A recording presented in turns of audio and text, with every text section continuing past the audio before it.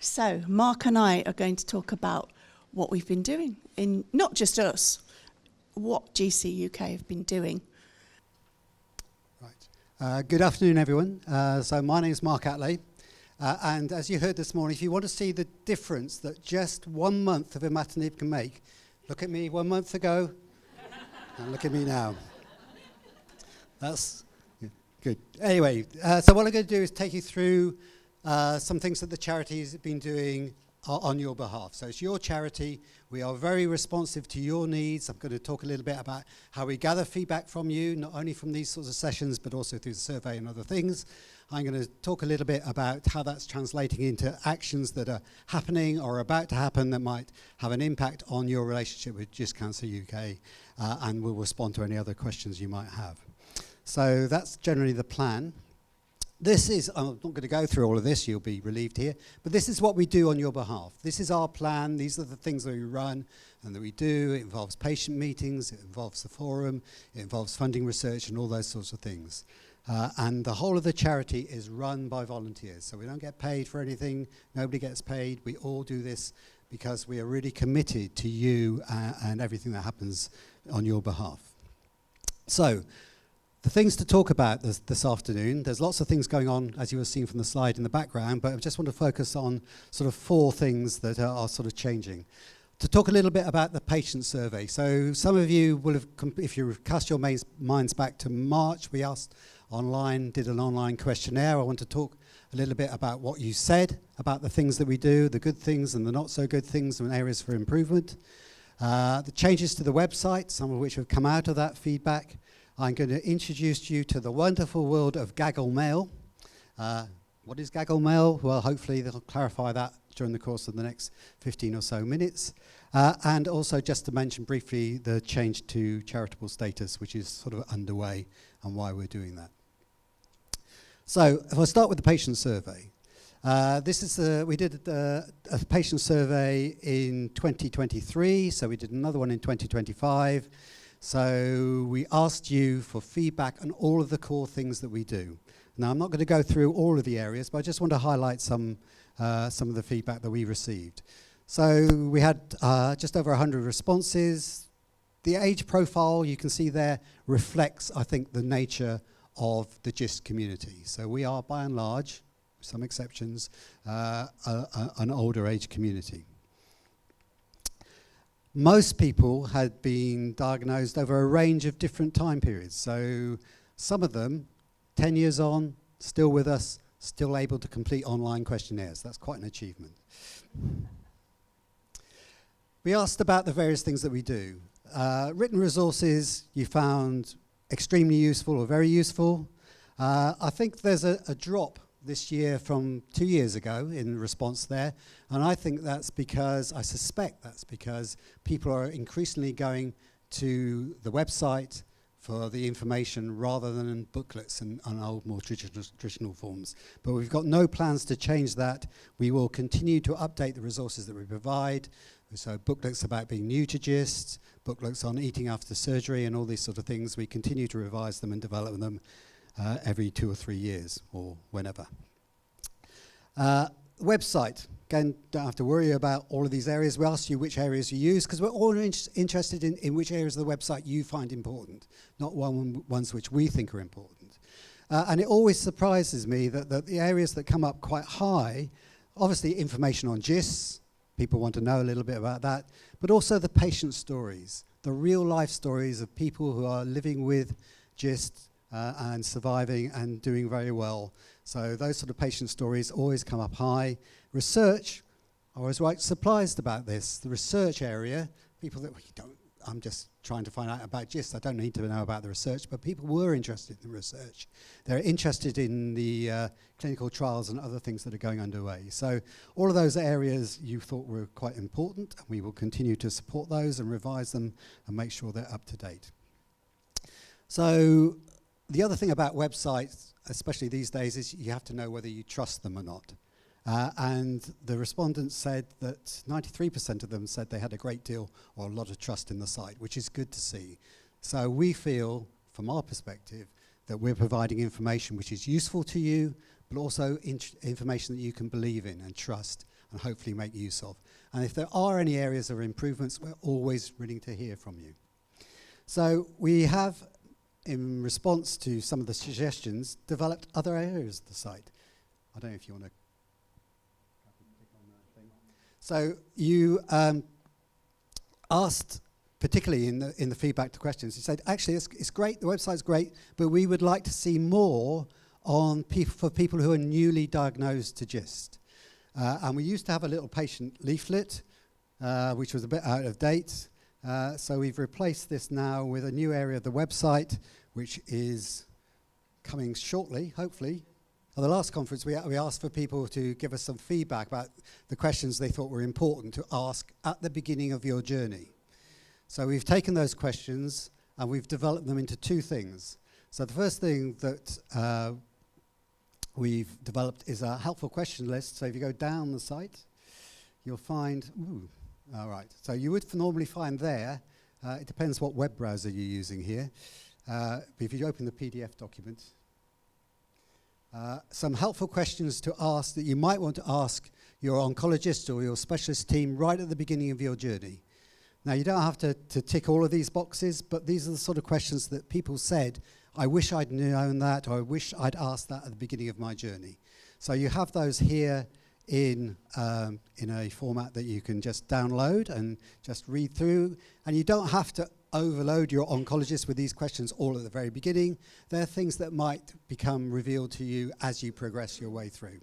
So that's the first one, and then if you go back, the other thing that people said is, actually, I'd quite like to keep a record of my interactions with my oncologist and my medical team. And so we have just a printout here that you can either download and edit in Word format, or this is a PDF. And those have those sort of questions, and you can fill them in and keep a record of your engagement. So those were things which, at the last meeting, patients suggested that would be really useful. We've taken that and developed it on the website. So if we go back to the PowerPoint presentation. So you can find all of those on the website. Yeah,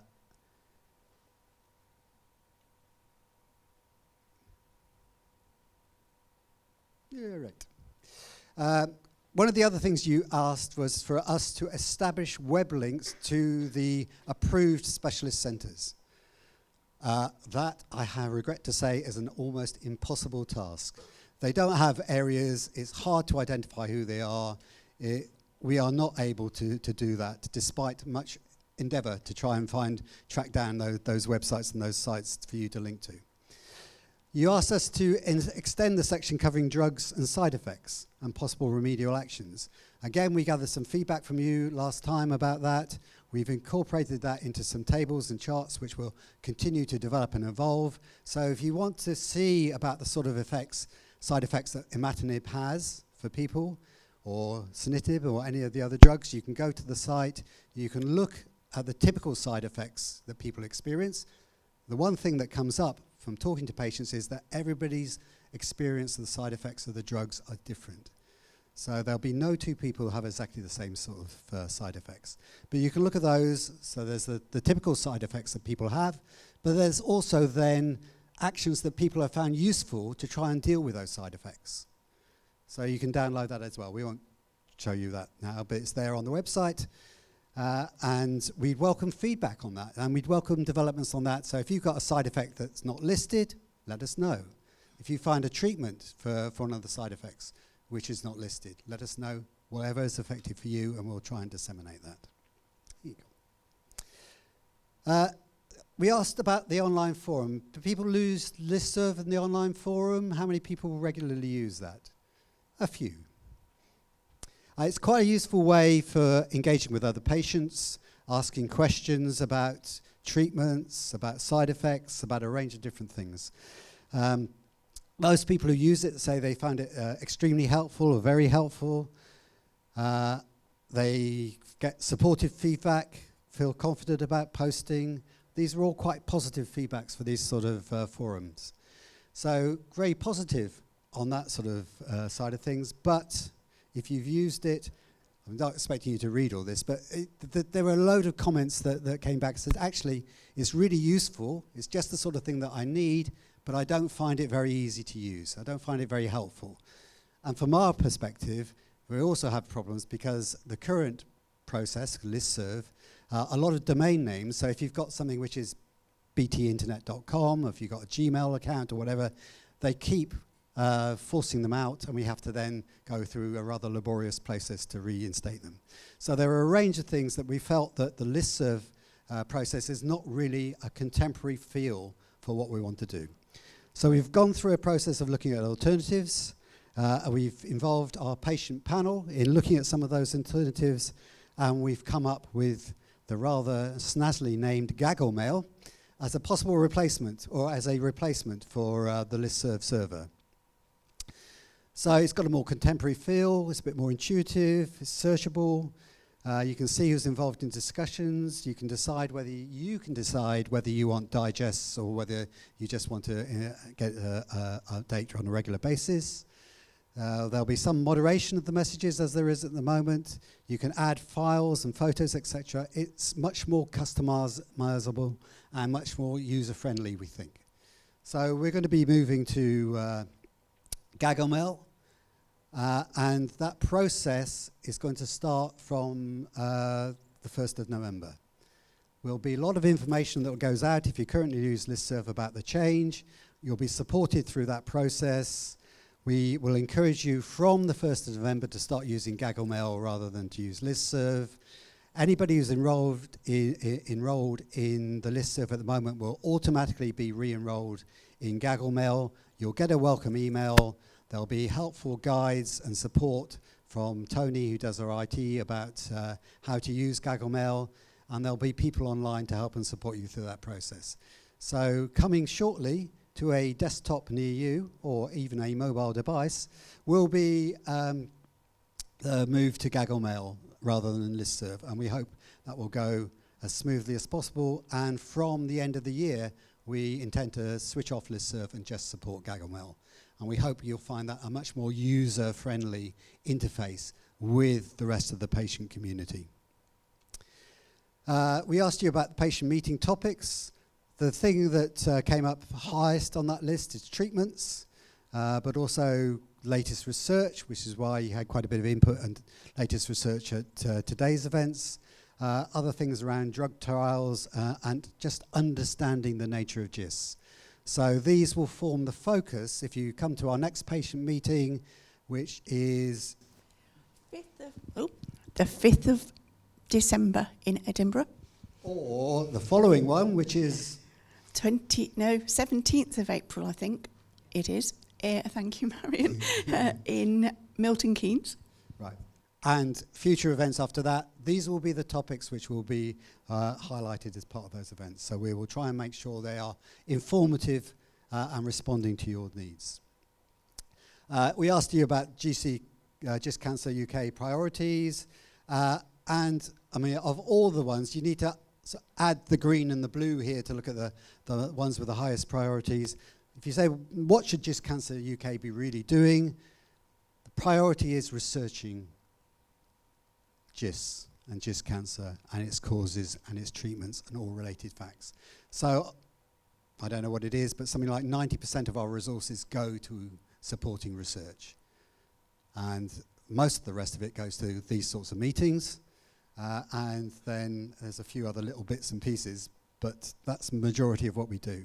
So we use this to highlight where our priorities areas should be. So researching GIST and working with healthcare practitioners and oncologists, which is what we do in terms of bringing them into these sort of sessions, hearing things from their sort of perspective, and working with other charities. Those are the highlighted areas.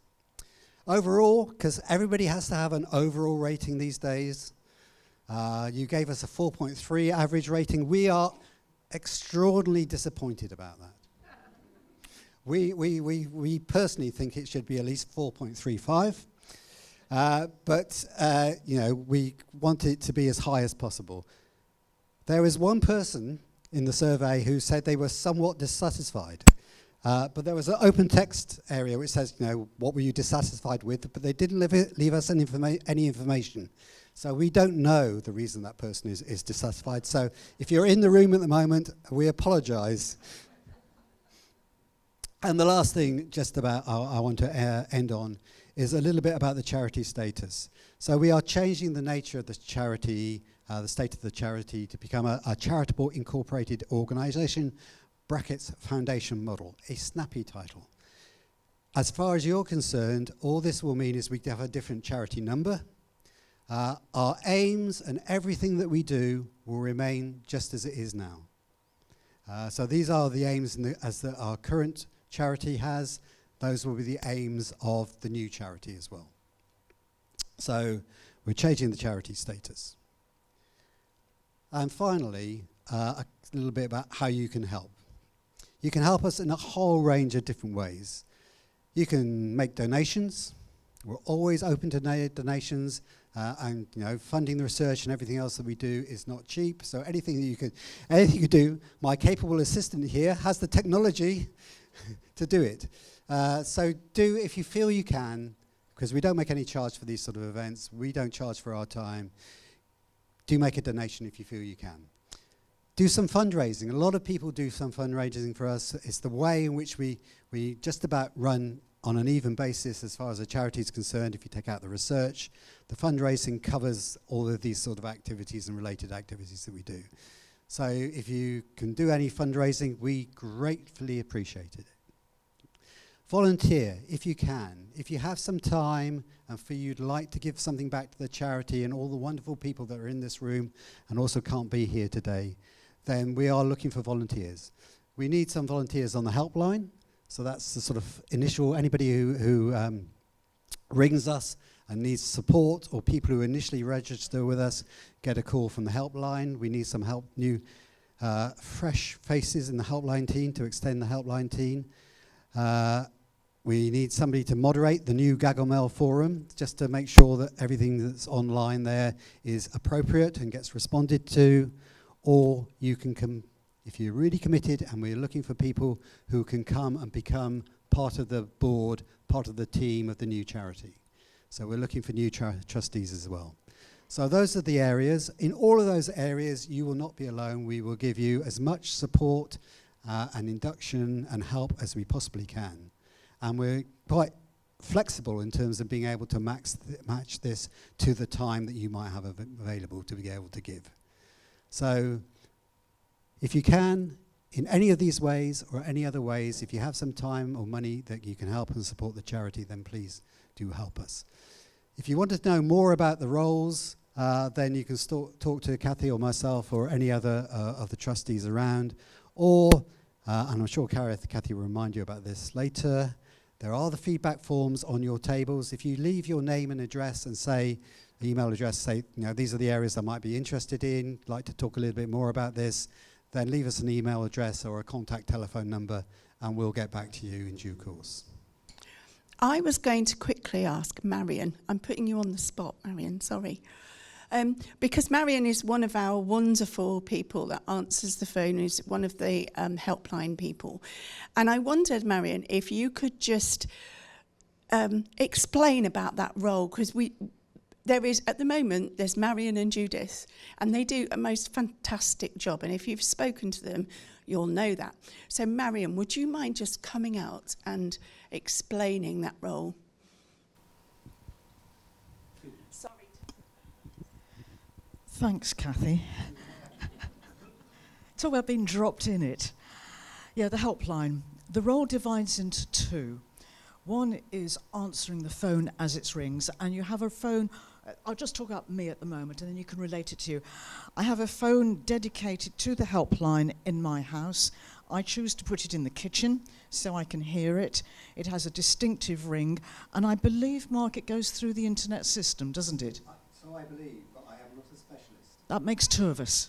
It works. I think I need to say at this stage that 90% of our phone calls are not for us. It's unfortunate that our helpline number is just one digit different from PayPal or PayPoint, I can never remember. And so an awful lot of our phone calls come from people querying their device at the end that they can't make payments and so on. And those calls are very short and sometimes a little bit annoying, but they don't upset or anything. Then we have the few calls that are actually from just people or people who think they may have been diagnosed or are in some point along their journey where they just need somebody to talk to. And those calls, I think, are useful, very useful to the people who phone us. Judith takes most of those. She seems to field most of them. So that's one part of the job. The other part is phoning all those who've just registered. And I guess you will all have had one of those phone calls at some point. And as we always say, it's to say, hello, welcome, you're not alone, there's support there for you, we're here alongside you, use us as you will. And to introduce people to the notion of listserv, well, Gaggle Mail now, and how that works, how to use it, how not to use it. We give them one or two ideas. And we listen to as much of individual stories as they want to tell us. Too many of you have ended up in difficult circumstances because you were fed misinformation. And while we're not medically trained and we don't give medical advice, we try and help and support you to get back on track so that the help, the treatment you get is actually designed and by specialists for you yourself, for the situation that you're in. And to reassure you that it's not just Judith and I, it's the whole expertise behind us that are there for you to help you to be where you need to be. And those are the two bits of our role. The phone goes. If you're in the middle of dinner, you don't answer it. If you're about to go out, you can't do it all. You pick up the phone when you know you've got time to spare. Once or twice we've been caught on the hop and answered the phone when we're rushed, and it's a big mistake. We don't do it anymore. But if people leave their name and number on the helpline, we phone them back when there is time, and we can devote it to you for as long as you need it. But then, of course, you probably know all this because you've phoned us anyway, or you've had a phone call. But if you can join us, you'll be very welcome. And Judith and I will support you every inch of the way. We've got information in the form of a booklet to give you some hard information about what to do and what not to do. And you're supported, and I hate the word mentored, but we've got somebody there with you all the way. So if you're able to join the helpline, please do. Thank you. Thanks, Marion. I feel very guilty because I didn't pre-warn her. But it's important that you know that that's what happens on the helpline. But it is something we're in desperate need of, because two people doing it, it makes the work a lot bigger. And I don't think there's millions of calls a day, are there, Marion? No. No. It comes in fits and starts. Some week we don't have any at all. Other weeks we may have 3 or 4. But it's very rarely more than that. So it's not hugely time consuming. But it if it's only 2 people sharing that role, then that's a huge amount for them to do, if we've got more people that we can share it out with.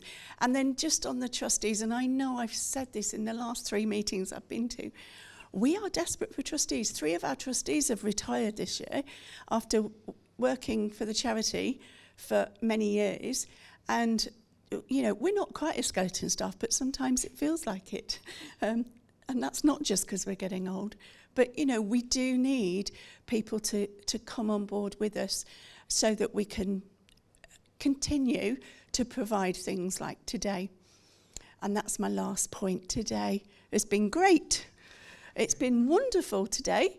It's the first time I've actually run a meeting from the beginning. I've planned the meeting from the very beginning when I sent the emails out back in March, I think it was. And so Sharon, who's sitting at the back there, she used to organise the meetings and she retired. So I took that over. So this was my first meeting to organise. It's been a learning curve, to say the least. But the charges, the costs of running an event like this, which I've got to say we think is one of the most important things that we do as a charity to get people together, is huge. And, you know, I got a bit frustrated earlier in the week, and my colleagues will know that I got frustrated earlier in the week because we know things happen and people cancel. But we've paid for this, and it's a huge bill. So that comes out of our donations. And my feeling is donations are there for you guys and to provide something like this. But if we're then paying for empty seats, that frustrates me a little bit. So I'll shut up now. But please become a trustee. Thank you very much.